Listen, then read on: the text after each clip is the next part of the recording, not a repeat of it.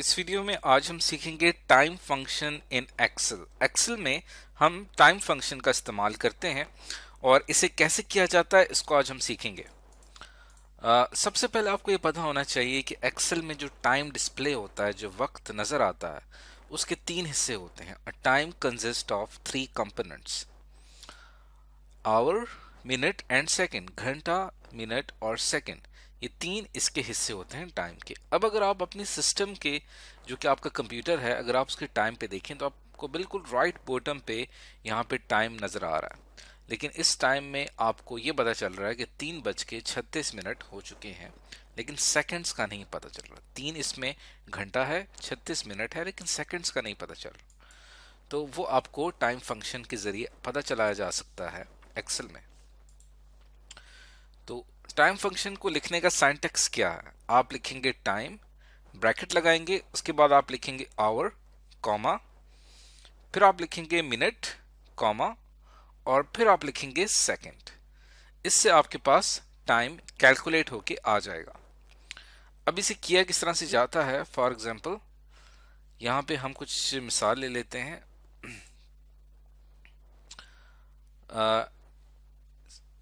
अब ये जो टाइम फंक्शन है हमारे पास, इसके अंदर तीन आर्गुमेंट्स अप्लाई होंगे, आवर का, मिनट का और सेकंड का। तो इसको भी थोड़ा डिस्कस कर लेते हैं।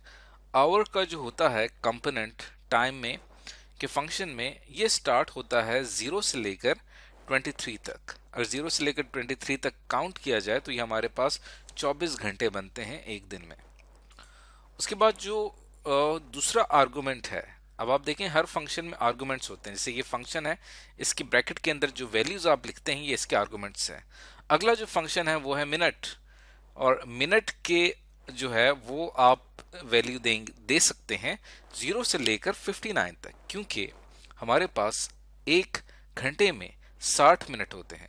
तो 0 से लेकर 59 तक अगर आप काउंट करें तो ये आपके पास 60 बनता है। तीसरा इंपॉर्टेंट आर्गुमेंट जो टाइम फंक्शन का होता है वो होता है 0 से वो होता है सेकंड, और सेकंड के अंदर जो आप वैल्यू दे सकते हैं वो आप 0 से लेकर 59 तक दे सकते हैं, क्योंकि एक मिनट में 60 सेकंड होते हैं और 0 से लेकर 59 तक अगर आप काउंट करेंगे तो वो आपके पास 60 आएगा। तो ये चीज आपने रखनी है वैल्यूज की रेंज के। आवर के आर्गुमेंट में, मिनट के और सेकंड के तीनों आर्गुमेंट्स में आपने वैल्यू रेंज क्या रखनी है, यानी आपने इस रेंज के अंदर अंदर कोई वैल्यू पुट करनी है। अब हम कुछ एग्जाम्पल ले लेते हैं। फॉर एग्जाम्पल मैं एक टाइम फंक्शन अप्लाई करता हूं जिसके अंदर मैं लिखता हूं 14, 45, 30। तो लेट्स सी इसका क्या रिजल्ट आता है। तो ये हमारे पास एक्सेल की एक शीट है, इसमें किसी भी एक्सेल में मैं लिखता हूं यहाँ पे is equals to time, tab की प्रेस करेंगे तो टाइम का फंक्शन सिलेक्ट हो जाएगा। अब देखिए पहला आर्गुमेंट है इसमें आवर, हम इसमें ऐड कर रहे हैं 14, कॉमा, उसके बाद जो मिनट वाला सेक्शन है वहां पे मैं ऐड करूंगा 45। तो यहां पे हम ऐड करते हैं 45, कॉमा, और सेकंड का जो सेक्शन है यहां पे मैं ऐड करता हूं 30।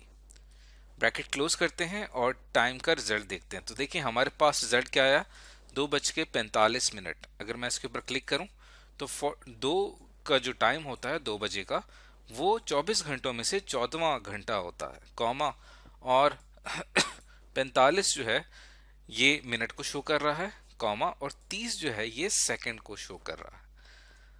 और इसको ऊपर मैं क्लिक करता हूं, फॉर्मेट में जाके आप इसका फॉर्मेट चेंज कर सकते हैं। टाइम पे जाएंगे, बहुत सारे फॉर्मेट्स आपको गिवन है, तो इसमें से अगर आप कोई भी फॉर्मेट सेलेक्ट करते हैं जिसमें सेकंड भी डिस्प्ले हो रहे हैं, जैसे कि यहाँ पे मैं इसको सेलेक्ट करता हूँ, ओके के ऊपर क्लिक करता हूँ, तो देखें 2:45 और 30 सेकंड और साथ में पीएम भी यहाँ पे शो हो रहा है। तो कोई भी फॉर्मेट आप सेलेक्ट कर सकते हैं। तो इस तरह से टाइम फंक्शन जो है वो काम करता।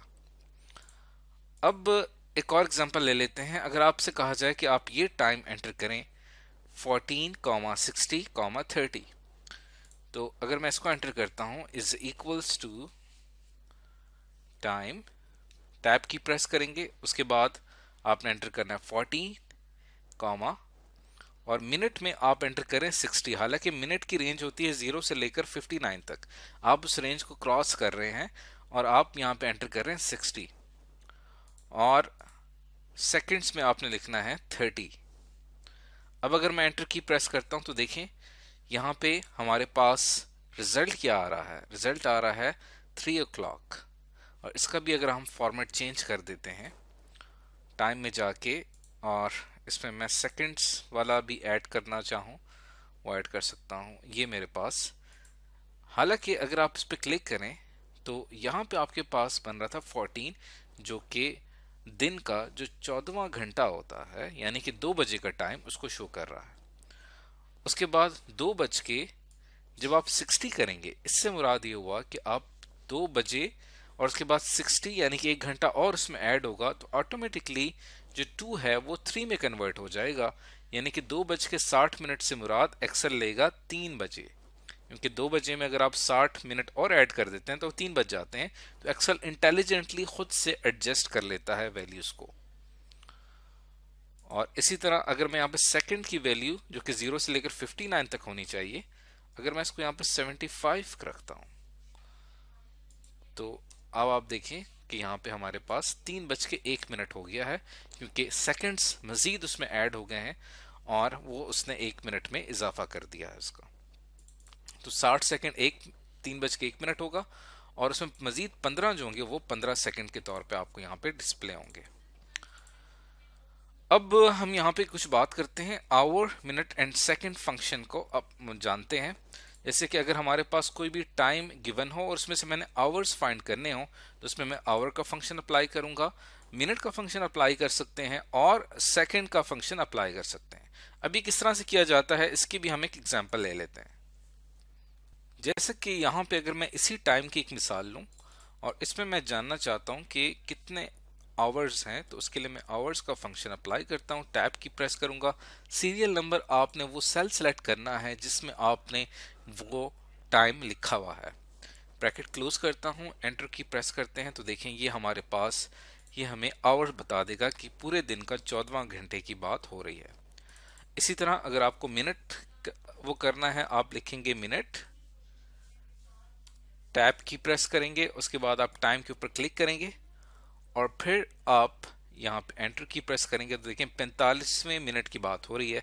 और इसी तरह अगर आपने सेकंड अप्लाई करना है, is equal to second, tab की प्रेस करेंगे और इसमें मैं इस टाइम को सिलेक्ट करूंगा और एंटर की प्रेस करूंगा तो मेरे पास सेकंड आ जाएगा। तो इस तरह से हम इन तीनों फंक्शंस का इस्तेमाल करते हैं। अब इसी टाइम के फंक्शन के हवाले से एक ज़रूरी टास्क है जो कि रहता है कि जैसे कि इससे पहले हमने टुडे फंक्शन और नाउ फंक्शन के बारे में पढ़ा था।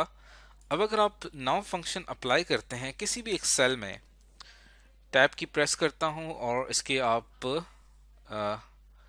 ब्रैकेट्स लगाते हैं तो ये आपको करंटली इस वक्त की जो तारीख और टाइम आपको डिस्प्ले कर रहा है। लेकिन अगर मैं यहाँ पे कर देता हूं नाउ माइनस